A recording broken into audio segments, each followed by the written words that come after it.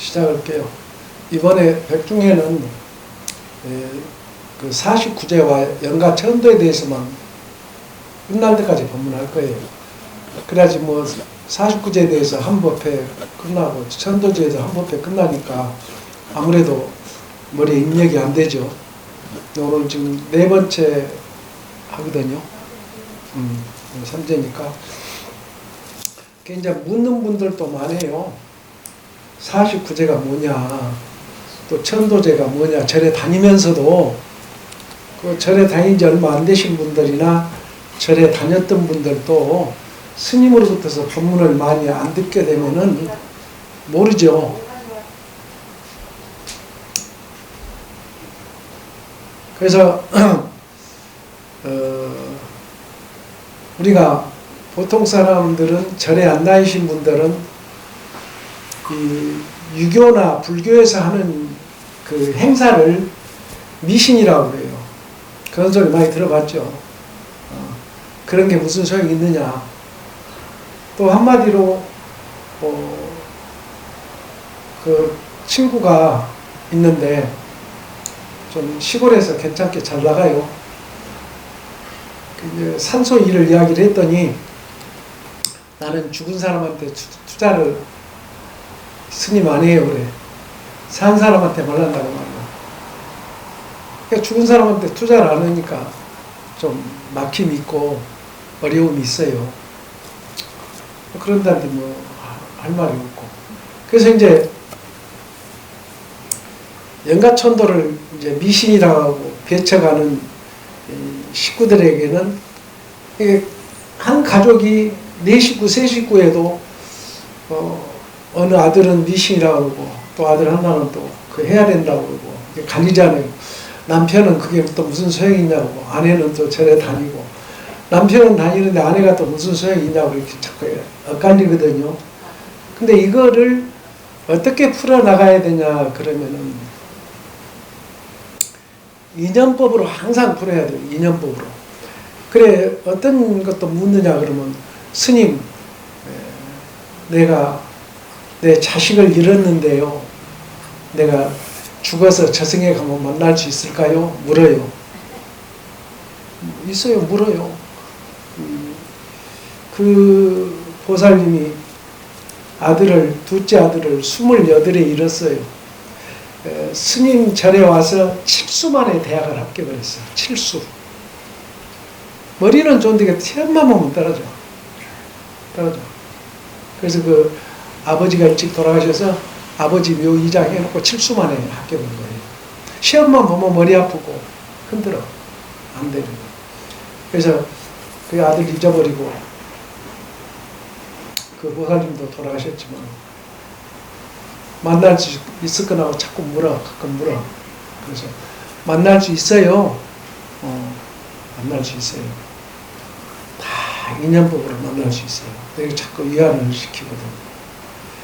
그래서 윤회 본문 들어보셨잖아요. 윤회. 그러니까 이 금생에 내가 아들 딸을 낳아놓고 돌아가시면은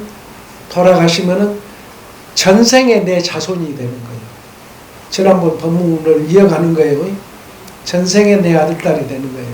전생에 내 남편이고 전생에 내 부모고.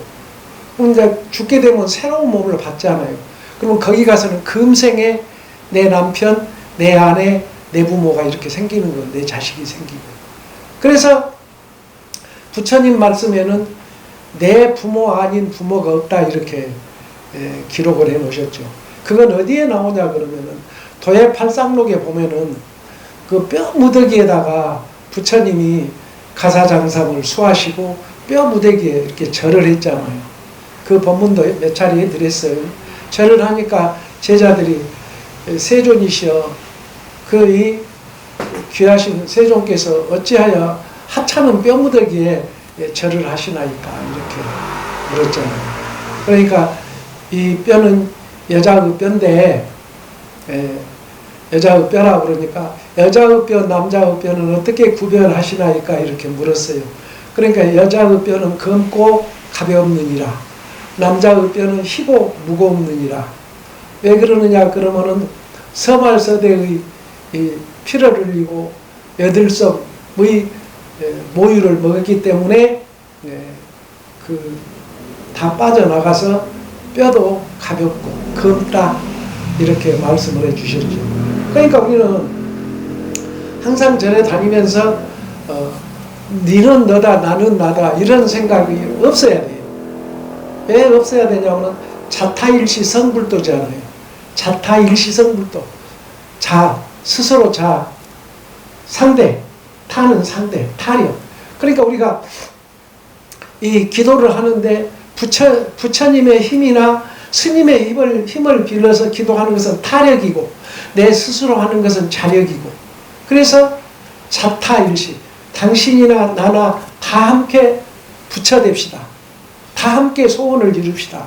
다 함께 잘 삽시다. 다 함께 잘 풀립시다. 그런 뜻이거든요. 그러니까 이 불교에서는 예를 들어서 이제 이 보살이 전생에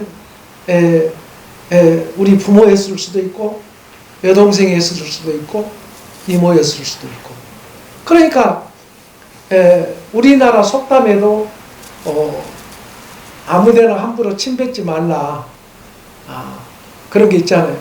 다 둘러보면 남이었고 다 사돈네 판촌이라도 다 얽혀졌다 이런 얘기가 있잖아요.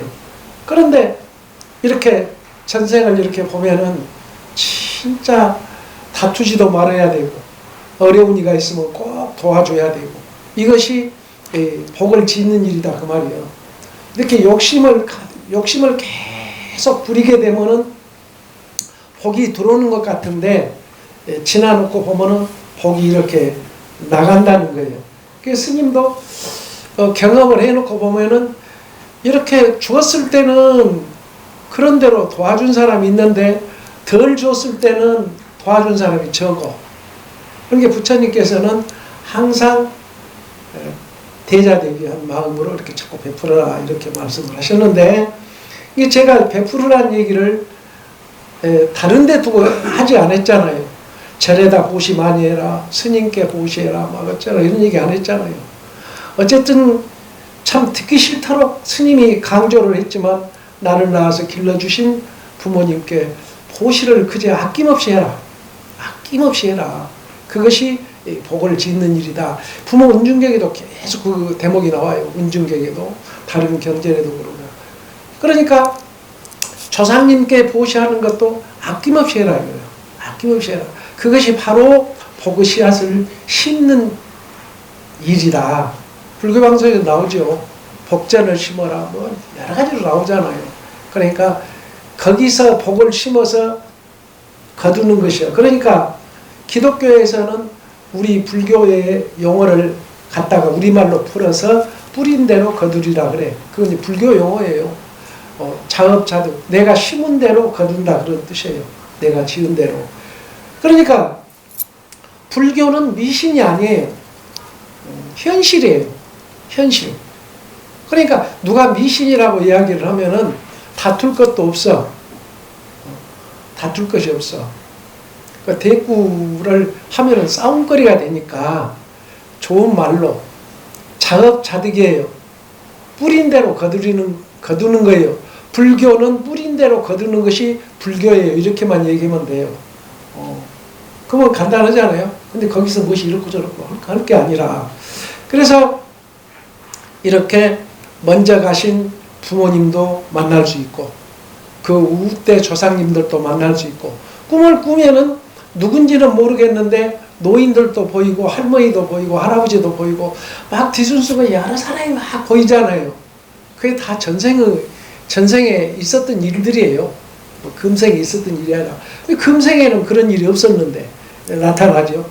그래서 꿈에서 그런 현상을 나타내는 것이다. 그래서 윤회의 이치를 차분하게 설명을 해줘야 돼요. 그렇게 이제 소리를 하면 윤회의 이치를 당신과 나 사이에 그래도 전생에 좋은 업을 지어서 사람으로 윤회를 해가지고 당신과 나 사이에 부부가 됐으니 얼마나 행복한 일입니까? 이렇게.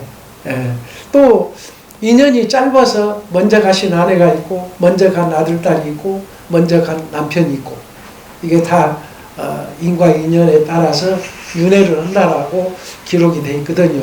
그러니까 우리 불자님들은 무엇이 안 되더라도 실망하지 말고 이것이 내가 기도를 덜 했기 때문에 복을 덜 심었기 때문에 이런 일들이 나타나는 것이다. 이렇게 생각을 하셔야지. 항상 말씀드리지만은 옆에 사람 남편 탓이나 아내 탓이나 자식 탓이나 누구 탓할 게 없어요. 전부가 내 것이라고 그랬죠. 경전을 읽어보면 전부가 다 내 것이지 하나도 내 것이 아닌 것이 없어요. 만분의 일도.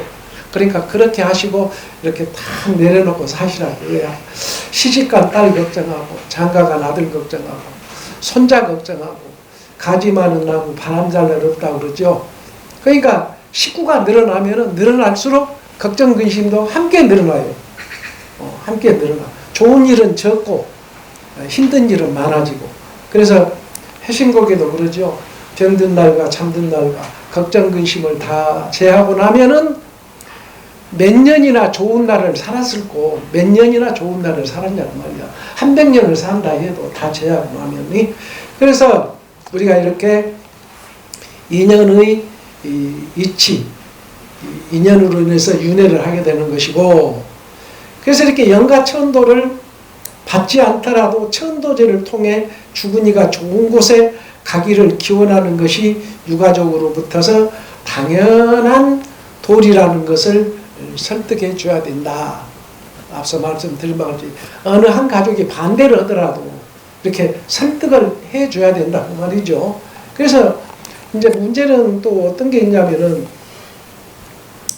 이 49제나 천도제를 하는데 돈이 적게 들어가는 거 아니잖아요. 그러니까 이제 부담이스러워. 그러니까 이번에 백중에도 형편에 닿는 대로 제가 하시라고 그랬어요. 정해지기는 했지만 형편에 닿는 대로 하십시오. 이렇게 얘기를 했지 제가 무리하게 꼭 그걸 다 내놔야 됩니다. 이런 얘기는 안 했어요. 그래도 어려워도 이 49제가 공덕이 크고 귀중하다는 것을 아시는 분들은 어려워도 안 돼요. 다 지불해야 돼요. 그건 이제 본인 마음이지 스님이 내버려 두라고 계속 할 수는 없잖아요. 이제 그런 분도 계시고. 그래서 윤회의 이치를 설명할 때에는 인연, 원인과 조건에 따라 물이 얼음이 되고 얼음이 물이 된다라는 그런 법문도 제가 해드렸어요. 그러니까 얼음이지만 녹으면 물이 되고 또 얼면은 얼음이 되고, 이거를 우리가 생사에 대해서도 비유할 수가 있어요. 생사. 그러니까 이 법성계 내가 한번 이제 또 법문할 텐데 생사열반 상공하라는 내용이 있는데 법성계에 오고 감이 없다는 뜻이에요. 반야심경에도 그러지. 오고 감이 없잖아요. 더러운 것도 없고. 이제 반야심경을 잘 이해를 하면 좋은데 너무 어려우니까. 그래서 금강경 법문을 했는데 조금 덜 끝났어요. 그러니까 두서없이 지금 법문하는 것 같은데, 어쨌든 간에 우리는 무엇을 가장 중요시해야 되냐면은 이 일을 행할 때 한 가지라도 이것은 정당한 일인가, 내가 복을 짓는 일인가, 내가 복을 터는 일인가. 그 복을 발로 차버린 분들도 있어요. 복을 발로 차버려요. 그냥 복을 주는데 차버려요. 그게 어디서 차느냐? 입에서 가장 먼저 복을 차버려요. 입에서. 그래서 우리나라 속담에 천냥빚도 말로 갚는다고 그랬잖아요. 그러니까 우리는 이 백중우라문제 49제를 통해서 오고 감이 없다는 것을 이해를 하시고, 심은 것은 심은 대로 그대로 거둔다. 이것만은 명심해 주시면은 우리가 날마다 복을 지어요.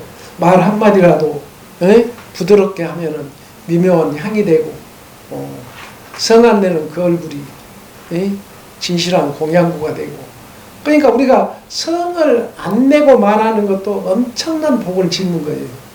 성 내고 말하는 것은 계속 복이 나가는 일이에요. 그리고 제가 장사하신 분이나 이런 분에 비유해서 제가 설명을 했지만, 우리가 부부간에 싸우고 사업장에 나갔어요. 이제 문을 열어서 같이. 한 분은 먼저 나가고 한 분은 나중에 나가고 성질 나니까. 근데 문을 열기는 열었는데 얼굴이 찡그러져 있어. 아무리 얼굴을 펴려고 해도 그 얼굴이 안 펴진대요. 스님은 안 지켜봐서 모르겠는데 안 펴진대요. 그러니까 손님이 이렇게 보니까 그 안날은 괜찮았는데 이렇게 보니까 얼굴이 탁 찌그러져 있어. 그러니까 보다가 다른 데로 가버린 거예요. 불안하니까 보는 분도. 여러분들 그런 걸 겪을 거예요. 그러니까 항상 부부간에 싸우지 말아야 된다. 지난번에도 법문했지만은 제가 이렇게 쭉 보는데 부부간에 불화가 있는 집은 결국은 망한다고 그랬죠. 상업장에서 사장과 종업원이 싸우면은 그 회사는 망하는 거예요. 그 갑질해갖고 보셨죠? 교도소 가고. 예. 그러니까 우리는 항상 인연, 항상 좋은 인연을 지어야 되겠죠. 이렇게 해서 죽는 이의 영가를 이 천도에서 부처님 법을 들려주고 깨치면은 나쁜 세계에 벗어날 수 있다는 것도 알려주셔야 돼요. 가족들한테. 나쁜 세계에서 벗어날 수가 있다. 이게 지장보살님도 그랬잖아요. 지장경 보면은 지장아 이제 너는 부처님이 되어라 그러니까 부처님이 되는 게 중요한 게 아니라 모든 지옥 중생들을 다 구제하고 난 뒤에 부처가 돼도 늦지 않습니다. 그러니까 선제라 좋다 정하고도 이렇게 해서 사바세계 중생들을 너한테 부처간다. 이제 맡긴다. 그래서 지금은 지장기도 시대라. 지장기도. 지금은 현재는 지장기도 말법 시대이기 때문에 지장기도 시대다. 그래서 절에서 하는 천도제, 또 요즘에 그 무속인들이 천도제 한다고 하고 여기 오신 분들 계셔요. 천도제를 했어요. 어디서 했습니까? 무속인하고 산에 가서 굿당에 가서 천도제 했다 이거야. 그러면은 그건 천도제가 아니거든요. 굿이지. 그래서 제가 설명을 자세히 해줘요. 그건 절대 굿이 아니고 천도제가 아니고 굿입니다. 천도제라는 것은 부처님의 법력에 의해서만 하는 것이지 그 외에는 천도제를 할 수가 없다. 이렇게 제가 설명을 해주죠. 그래서 이제 영가를 위한다는 점에서 비슷한 것 같지만 이제 무당이 하는 것하고 비슷한 것 같지만은 무당 판수 구선 무경, 무속, 경전을 애우며 영가의 원화를 들려주고 달래주는데 불과해요. 그러니까 음식을 많이 차려놓고 거기서 춤을 추고 창을 하면서 영가를 원혼을 달래준다고 말이지. 달래주기는 하지만 보내주지는 못해. 그 차이가 있어요. 그래서 무속이라고 해서 제가 나쁘다는 것은 절대 아니고 무속도 우리나라 토속 종교예요. 무속도 옛날처럼 이렇게 보러 가면은 바로 이웃집에 무속인이 한 분 계셨는데 보리쌀 조금 갖고 가도 다 봐주고 해주고 옛날에 우리 어려서 다 이렇게 해줬는데 지금 무속은 돈에 눈을 떠버리니까 문제가 생겨버린 거예요. 문제가 생겨버려요. 그러니까 우리는 부처님께서 그랬거든요. 정법을 믿어라 그랬어요. 어떤 정법? 정식으로 출가를 한 스님네 절에 가서 기도를 하라. 그렇게 해서 정법을 배워라. 사법을 배우지 말라. 그리고 모르면서 스승 노릇하지 말라. 부처님께서. 저도 이제 어떻게 완벽하게 알겠습니까? 그래도 부처님 경전 읽어보고 그대로만 설명을 하고 비유하는 것이죠. 그래서 이 영가를 제도하지는 못한다 그런 얘기예요. 무속인은 제도를 못해. 즐겁게 해줘도 못한다. 반면에 절에서 하는 천도제는 법문과 연부를 하며 영가에게 부처님의 정법을 가르쳐 생사에 대한 집착을 버리게 함으로 영가를 제도할 수가 있다. 더욱이 영가 천도는 영가를 깨우치는 의미도 있는 이만큼 부처님의 가르침을 바르게 알고 수행하는 사람이 천도제를 봉행해야 된다. 그래서 무당이 모시는 불상이나 신장님도 절에 모신 부처님이나 신장님들과 모습은 같지만 유신력이 다르다 그런 얘기예요. 유신력이.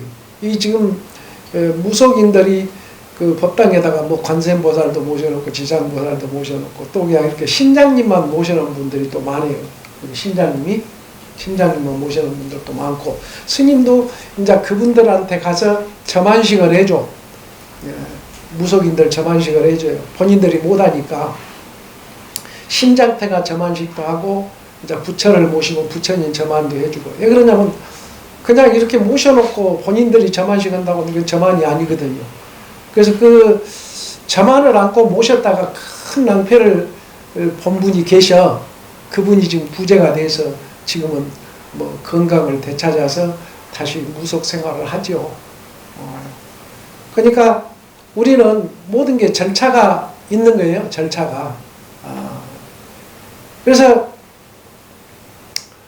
남녀 스님, 남녀 신도들이 예배하고 공경하는 부처님이며 신장님들도 삼보님과 정법을 수호하는 하음신장이지만 무당이 모시는 불상이나 신장은 개인의 안위를 위해 기원하는 대상이므로 위신력의 차이가 있다. 그러니까 그분들은 개인을 위해서 모시는 거예요. 뭐 산신이, 칠성이니, 신장님이니, 부처님이니. 그러면 그 신장님이나 부처님이 개인 소유물이 아니거든요. 그래서 모두가 다 깨우치기 위해서 부처님이 계시고 불법을 수호하기 위해서 신장님이 계시는 거죠. 그런 것이지 개인의 소유물이 아니다. 그러나 그분들이 모신 것은 개인의 소유물로 알고 모시고 있다. 그런 얘기입니다. 그래서 마치 모든 기능을 갖춘 최신식 컴퓨터를 이용 방법을 몰라 워드 프로 센서로만 사용하는 사람이 무당이나 판수라고 이렇게 설명할 수가 있다 이런 얘기예요. 그래서 오늘은 못 두어서 설명을 하자면은 자꾸 오늘 또 여러분들이 보그 씨앗을 심었어요. 심었잖아요. 이 백중 49제 우람분절에 심는 씨앗은 하나도 남김없이 제대로 다 촉이 나온답니다. 다른 때보다도. 그래서 거둘 것이 더 많다. 그래서 부처님께서 항상 그랬죠. 우람분제를 잘 모셔라. 우람분제를 잘 모셔라. 그게 도리다. 이 법문도 많이 해드렸잖아요. 어떻게 잘 모셔야 되느냐. 조상님을 부처님처럼 잘 모셔라. 부모님을, 살아계신 부모님을 부처님처럼 잘 모셔라. 이게 이제 부처님 가르침이에요. 불교는 그래서 제가 인본주의라고 항상 말씀드리죠. 이 기독교는 신본주의고, 그래서 달라요. 근데 기독교에서 비방하는 것은 아니지만은 뿌린 대로 거두리라. 이것은 불교 용어예요. 인과 인연법이기 때문에 뿌린 대로 거두는 것이지 기독교는 신본주의라 그런 게 아니에요. 근데 그걸 이제 써먹고 있죠. 그래서 그게 다르다. 이걸 좀 어느 정도 알으셔야 됩니다. 자, 성불하십시오.